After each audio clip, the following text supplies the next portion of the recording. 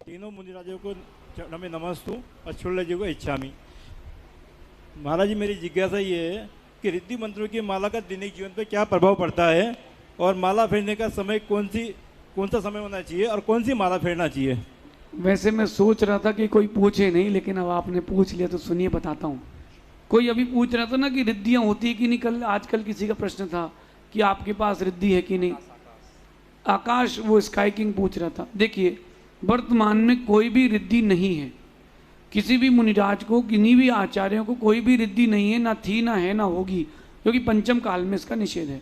अब बात सुने, जो रिद्धि मंत्र है, 64 रिद्धि के मंत्र हैं, 48 रिद्धि मंत्र हैं, जो इनकी जाप करते हैं उन गुरु की आज्ञा से करना चाहिए।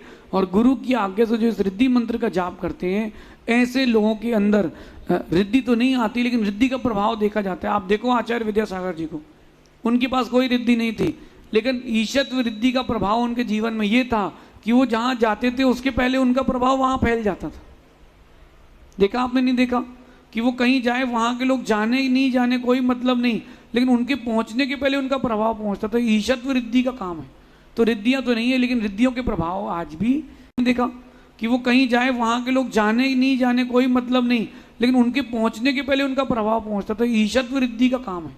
तो रिद्धियाँ तो नहीं है, लेकिन रिद्धियों के प्रभाव आज भी देखे जाते हैं। तो अगर उनकी माला फेरते तो उन जो रिद्धियों के नाम है उसका लाभ मिलता है। जैसे आपने नमो सव्वो सही पत्ताड़म की जाप फेरी, तो सर्व औषधि रिद्धिधारी मुनराज को नमस्कार हो, तो आपके जितने भी शारीरिक रोग हैं उन सबका शमन होगा, ऐसा समझिए। और इसका समय कौन सा?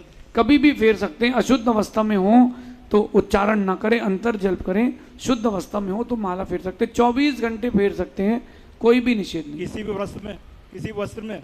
हाँ, लेकिन जब अशुद्ध अवस्था में हो तो उच्चारण ना करें, अंदर अंदर फेरें। शुद्ध अवस्था में हो तो उच्चारण कर लें बाहर, ऐसा समझिए। चलते फिरते भी फेर सकते हैं, लेकिन उच्चारण का ध्यान रखें।